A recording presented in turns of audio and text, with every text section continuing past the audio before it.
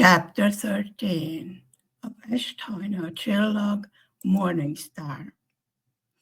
In Morningstar's village, there wasn't much fighting going on, but the air was tense. Once in a while, the hung body of a Communist Party leader could be seen, and they were not removed by anyone even after death. They were hung by the feet as a sign of shame for what they did to their own people. Children have a much different reaction to chain of events than adults. They are more ready to accept and deal with even the most horrendous things. No one was there to answer Morningstar's questions because no one dared. It was never certain just who was in charge or who was winning the freedom fight in those October days. There was jubilation for every victory and tears for every defeat that was paid for by young Hungarian blood. More and more promises of help for the tiny nation that dared to stand up against the mighty Soviet army were heard over the Radio Free Europe, but this was all they were, promises and no more. These words of encouragement and a promise of help from America kept the people of Hungary fighting. And it looked like for a few days that, as unbelievable as it sounds, they were winning. All of a sudden, for to this day no one knows where they came from, the Russian soldiers showed up in full armor and in complete formation. They had managed to bring enough weapons and ammunition against this tiny nation to destroy all of the Soviet Union. But the Hungarians carried their fight to the bitter end. The people have tasted freedom, and they could not be caged in like animals anymore. They were saying out loud what they thought. The press releases were uncensored and did not just babble on about party politics. The newspapers were writing real news, honest and true news. The winds of change blew over the Soviet Union and all of its satellite nations. This was something that no amount of tanks and bombs could turn back now. The road to freedom from the Soviet occupation has been shown, and the way was paved by Hungarian blood. As always, Hungary would overcome her oppressors, and no one could destroy the will of the Hungarians. On the morning of November 4th, 1956, the Russian army again gained control of Hungary. No help came for the tiny nation. The world was in shock, first of all, because the Hungarians dared to revolt, and then because it looked like for a while that they have won freedom. And now, the way the Russian army just crushed freedom into the ground. President Eisenhower's later statement said that to have interfered in the freedom fight of Hungary would have led to another world war. At that moment, no one was interested in the excuses for not helping. The world mourned the loss of the freedom fight. Most people in the Western world did not even know where Hungary was on the map. But this heroic act of this tiny nation and its brave people sure put them into the spotlight. There were all kinds of charities to help the Hungarians, but for some reason, the Hungarian people never saw any part of the donations. The streets that were hardly repaired from World War II were again torn up by the tanks. The buildings had new bullet and mortar holes in them, and the people were silent to the outside world. The revolution was declared an illegal uprising, and those that dared to mourn their dead openly were accused of being spies for the Western nations and shot to death. But the people got new hope.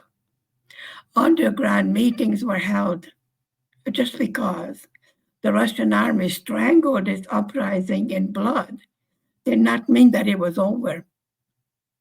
People, some of them so young that they did not even remember ever being free, had learned what they can do, and they were ready to do it over and over again.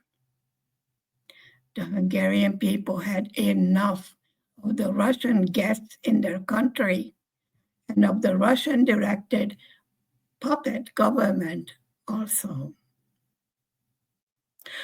A new fad hit the Western world, and that was to adopt a Hungarian refugee. Many Hungarians, knowing of the retributions to come after this freedom fight, decided to flee the country. Of course, there were others who left just for the adventure's sake.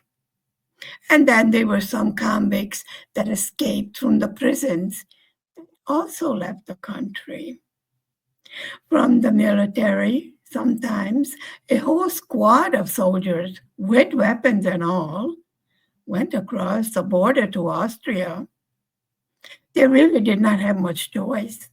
The Russians were behind them already, occupying their barracks, and the Hungarian people's anger toward those that did not turn their weapons against the Russians was nothing to dismiss either.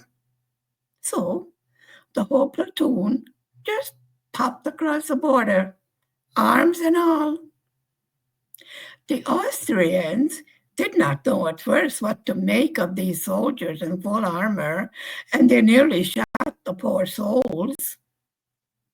The only time the Austrians finally calmed down was when these soldiers were finally disarmed and out of the hated Soviet-style army uniform. They could see that most of these soldiers were young boys, and often severely undernourished with many bruises and other signs of mistreatment from the Russian officers. The Hungarian soldiers knew a few words in German, and they slowly began to make the Austrian border guards understand that they have left the borders of Hungary, and that means death for sure to them if they dare to return. A deserter from the army gets shot in the head. Like many other refugees, these young men had no chance to say goodbye to their loved ones or to their homeland. They stood on the bank of the small canal that separated Hungary from Austria, and with tears streaming down their faces, they sang the Hungarian national anthem and then asked for their guns back to give a round of salute and farewell to their homeland that from this moment on was not to exist for them. They were given new clothes, new names, food, and a hot cup of tea. All of this seasoned with the pain and tears in their eyes and heart. Morningstar heard the rumors and talk in the village of bad things happening in the bigger cities. Of course, the official newspapers wrote nothing about what was happening, just the usual censored lies. The little girl saw that a few houses were ransacked and the occupants were not to be seen on the streets anymore. But when she asked her father about this.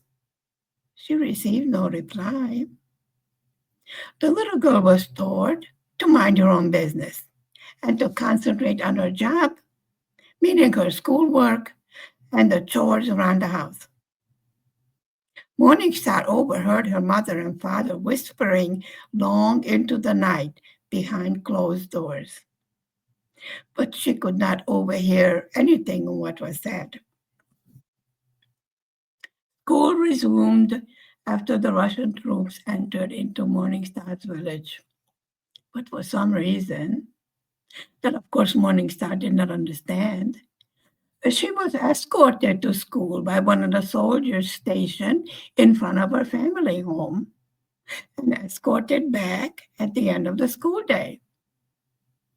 This the little girl took in stride, and learning not to question anything, posed no questions about this new situation either. The morning chit-chat sessions with the principal had stopped as suddenly as they began. As a matter of fact, Morningstar did not see the hated and feared principal for a days already, not since the outbreak of the freedom fight. The revolution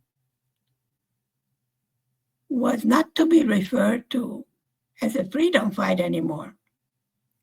Morningstar was instructed, but she must refer to it as an illegal uprising by some hoodlums against the Hungarian people. This seemed rather strange to Morningstar, since all of the people of Hungary took part in this illegal uprising against themselves. No logic was to be found in this, as in many other things that happened in Hungary in those first few cold days of November 1956. It was an unusually cold November. It had started snowing, and the temperatures were below freezing. More like weather for January than November, Morningstar thought to herself. If this cold was to keep up, then Morningstar would to begin her therapy at the healthcare center for her frozen feet and fingers. November 19th was a special day in Morningstar's life. This day was a name day. Name days in Hungary, even to this day, are almost, if not, more important than birthdays. Morningstar was looking forward to a nice cake, maybe a few little presents to celebrate this occasion. On the morning of her name day, Morningstar went off to school as usual. She was scared because she could not find the notebook that her French teacher asked the pupils to bring this day, and that meant that she would get a bad grade for coming to class unprepared. Morningstar did mention the notebook to her parents, but her father told the little girl not to worry about it. She will not need the notebook. All day long in school, Morningstar was thinking about the nice evening that was awaiting her, and she saw the cake being prepared already in the morning when she left. Morningstar returned home from school that day, a little tired. She had a boil on her backside that made it very painful to sit in class. Some of her teachers did manage to bring a pillow for her to sit on, and sometimes she was given permission to remain standing. By the afternoon, Morningstar was also running a slight temperature and was rather achy all over. When Morningstar walked into her home, all she wanted was just to soak in a hot bath and to lay down before supper, and before all the friends of the family came over to celebrate the name day. As Morningstar walked into the house, her father told the little girl to change her clothes and put on clothes laid out for her on the bed. And there were at least 4 suits of clothing there. Morningstar asked her mother why she needed to put on so many clothes when she was hot already from the fever. The mother told Morningstar that they will be leaving shortly to visit Morningstar's paternal grandmother, and it is very cold in the car.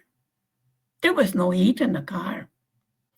Morningstar was less than overjoyed at this news, and she was sure her grandmother would not be jumping for joy at seeing her either. Morningstar saw a suitcase on her parents' bed, and she asked how long are they going to stay at grandmother's house? And what about her homework and her schoolwork? Who will give an excuse for not being in school? Morningstar's father came into the bedroom and ordered the little girl to remain silent and no more questions are allowed to be asked. Morningstar's father told her that from this moment on, Morningstar was to do as she was told, do it quickly and without any hesitation or question. Morningstar was not to talk to anyone and not to tell anyone that the family is going for a visit to grandmother's house. Morningstar was given an aspirin to lower her fever and to ease her pain, and then she was told to dress silently. As Morningstar was dressing, she saw her father packing blankets and food into the car. The drive to her grandmother's house usually took about 3 hours, and it was getting almost dark outside. Morningstar thought to herself that this visit could have been postponed until the morning to drive safely when it was light outside. And anyway, that way she could still have her name day party. Morningstar became aware of the strangest thing. Her father was gathering all of their papers, such as birth certificates and all other important papers, all the jewelry and all the money that was in the house, and put them in his briefcase. Morningstar's father also packed his minister's robes and the Bibles and hymnal books. All of these goings on, Morningstar observed in silence. Even the little girl's older brother, now a young lad at the age of 12, was silent. This was not only unusual, but even scary to Morningstar. For her brother, not to be making trouble or fighting or hitting Morningstar was beyond the little girl's understanding. Nobody seemed to be happy about this outing to Morningstar's grandmother. Morningstar, little sister, who was 2 years old at this time, was also bundled up in as much clothes as could be put on the baby and then wrapped in blankets. A doctor friend of Morningstar's father came over and gave some medicine to Morningstar's little sister. Our little girl was told it was to help the baby from becoming carsick. This doctor also gave a shot of penicillin to Morningstar to help with the healing of her boil and instructed the parents not to squeeze or any way touch the boil, and this might cause blood poisoning. Morningstar was beginning to feel sleepy from the aspirin and the shot the doctor gave her. And she saw her baby sister was asleep already in her mother's arms. Morningstar's father helped her into the car and sat her down on the back seat together with her mother and a sleeping baby. And then he covered them with blankets.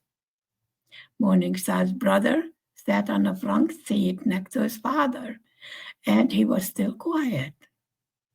Morningstar's father locked the house, making sure all of the lights were off and the heat in the wood burning stove is out.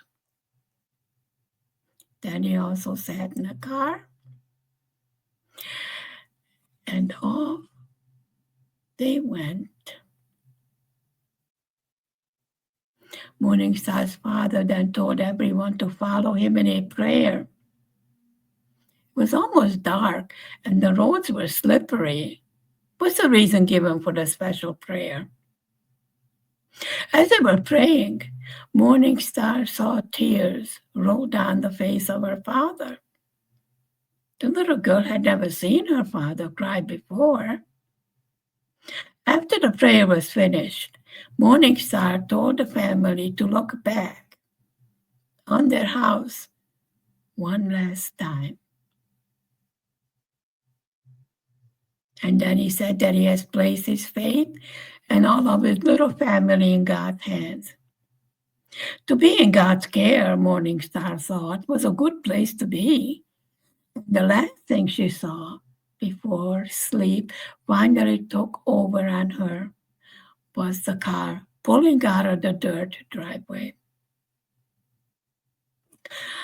The soldiers waved to them as they were pulling out, and Morningstar's father told them that they are off to visit grandmother as a name day present for Morningstar, and that the family would be back the next night if anyone was wondering where they are. Morningstar fell into a restless slumber. Every time a passing car's light shone into the car, she tried to wake up, but could not open her eyes completely. Morningstar did, however, notice that as time went by, they were not headed in the direction of her grandmother's house, but in the direction of Budapest. Of course, she did not say anything because she was told to remain silent no matter what happened. Our little girl was nodding off and on, but slowly she began to come completely awake. A bit groggy yet, but Morningstar felt better and was not feeling any pain anymore. All of the clothes and the blankets kept her warm.